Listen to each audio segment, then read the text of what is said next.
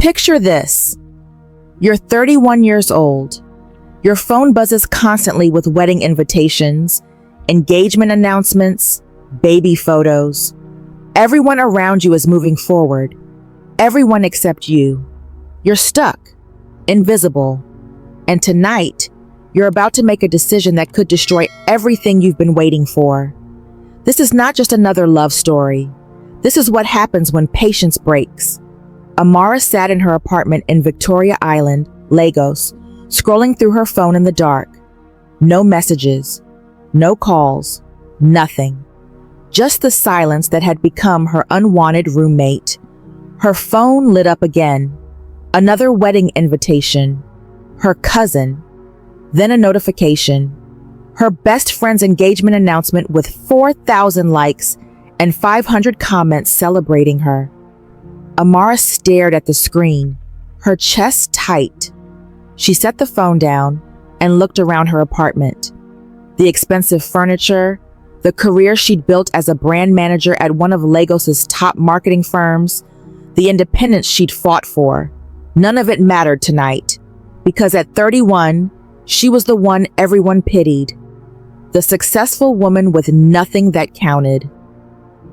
She remembered 3 relationships, 3 men who promised forever and delivered destruction. The first one, Tunde, told her he was building a future with her while he was planning a future with someone else. She found out through Instagram. The second, Chidi, was charming until the charm ran out. He wanted her to be smaller, quieter, less ambitious. When she refused, he accused her of being too much. The third one, Kunle, was different, or so she thought. He said he loved God. He talked about marriage. He introduced her to his family. Then one morning, he texted that he wasn't ready and he'd met someone more aligned with his vision. 3 heartbreaks. 3 times she'd given pieces of herself she couldn't get back. 3 times she'd heard that same line, "It's not you, it's me." But deep down, she knew the truth. It was her. She was the common denominator. She was too broken, too tainted, too late. That night, after crying until her eyes burned, Amara made a vow. She whispered it to herself, to God, to the universe. I'm done. No more men who don't deserve me. No more relationships that drain me. No more compromises. If God exists and actually cares, then I'm waiting. Completely. Fully. Whatever that means. She had no idea that waiting would become the hardest war she'd ever fight. The weeks turned into months. Waiting wasn't what Amara expected. She thought it would be peaceful, maybe even restful. Instead, it felt like standing in a battlefield with no weapons. Fear whispered at 2 a.m. What if you're waiting for nothing? What if God's silent because he's not listening? Loneliness crept in during office lunches when her colleagues talked about their boyfriends and weekend dates. Desire battled with the conviction she'd made. Her mother's voice echoed in her head from their last phone call. Amara, you're not getting any younger. These things take strategy, not prayers. Culture pressed her. Her age pressed her. Comparison attacked from every corner. She'd watch Instagram stories of women younger than her getting engaged and feel something sharp and bitter rise in her chest. One evening, she sat in a Lagos traffic jam on the way home from work. The sun was setting over the lagoon, painting the sky orange and purple. Her Uber driver was playing a gospel song, and the irony made her laugh bitterly. She was supposed to be waiting on God, but what if God had forgotten about her? She didn't know it yet, but that question would change everything. 2 weeks later, Amara's younger sister Chioma walked into their family house in Ikoyi with an announcement that hit like a physical blow. I'm engaged, Chioma said, holding up her hand. The diamond caught the light and threw it across the room. Amara's smile froze. Her sister was 28. Amara was 31. 3 years older. 3 years of waiting. 3 years of being patient while Chioma dated carelessly, broke hearts without thinking, and somehow ended up with a man willing to commit. "That's wonderful," Amara heard herself say. Her voice sounded like it was coming from someone else's body. She helped her sister plan the introduction ceremony. She went shopping for fabrics. She smiled in photos. She congratulated everyone who called. But every night, she went back to her apartment and fell apart. One night, sitting on her bedroom floor, she whispered the question that had been building inside her for months. "God, what about me? Did you forget about me? Is there something wrong with me that I can't see?" The silence that followed was deafening. Her mind started playing games with her. Maybe you should help God a little. Maybe he's taking too long. Maybe waiting is actually foolish. Maybe if you just compromised a little bit, just bent the rules slightly, you could have what your sister has. At work, she noticed Tayo. He sat 3 desks over in the office. Quiet, respectful, always greeted her with a smile. He came to church sometimes. He talked about God in conversations. He was successful. He was available. And most importantly, he seemed interested in her. One day, he asked if she wanted to grab lunch. She said yes. Then he asked again, and again. By the 3rd lunch, Amara had convinced herself that this was God's answer. Maybe not the answer she'd expected, but an answer. Maybe this was the compromise she needed to make. He loved God. That was enough, wasn't it? It had to be enough. The office was buzzing with end-of-week energy. People were already thinking about Friday night plans. Amara was thinking about what she was about to do. She'd planned this moment carefully. Tayo usually stayed late on Thursdays. Tonight, she would too. She would find him alone and finally ask the question that had been burning in her chest for weeks. When she saw him at his desk, her heart started racing. She walked over, her palms sweating. "Hey, can we talk for a minute?" she asked. He smiled and stood up. They walked to the empty break room. The fluorescent lights hummed overhead.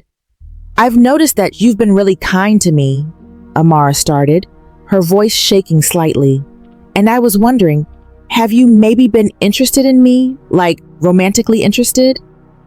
Tayo's smile faded. He looked uncomfortable. For a moment, he didn't say anything. Then he spoke gently, carefully, like he was trying not to break something fragile. "Amara, I really respect you. You're amazing. But no, I don't see you that way. I've been interested in someone else for a while. I'm sorry if I gave you the wrong impression. I just enjoy your company as a friend." The words didn't register at first. Then they hit her like a wave. She felt her face burning. She felt tears starting to form. She forced a smile and nodded and walked away before he could see her break. She made it to her car before the tears came. She sat in the parking lot of the office building in Victoria Island with her hands gripping the steering wheel, crying like she hadn't cried in months. The kind of crying that comes from a place deeper than sadness, a place of shame, a place of desperation, a place of defeat. She'd compromised. She'd bent her own rules. She tried to help God write her story, and she'd been rejected anyway. That night, alone in her apartment, Amara hit a wall she didn't know existed. She lay in bed, staring at the ceiling, and for the first time in months, she questioned everything. Maybe God wasn't real. Maybe waiting was pointless. Maybe she was just broken and deserved to be alone. She cried herself to sleep. The next morning, Amara woke up different. Not better, different. She didn't go to work. She called in sick and spent the day in her apartment with the curtains drawn. But somewhere around midday, something shifted. It wasn't dramatic. It wasn't supernatural. It was quiet. It was like someone finally turned on the lights in a dark room she'd been stumbling through. She realized something that changed everything. She'd been waiting on God, but she'd been doing it wrong. She'd been waiting with conditions. She'd been waiting while comparing herself to others. She'd been waiting while secretly looking for shortcuts. She'd been waiting for the waiting to be over, not waiting for God to work.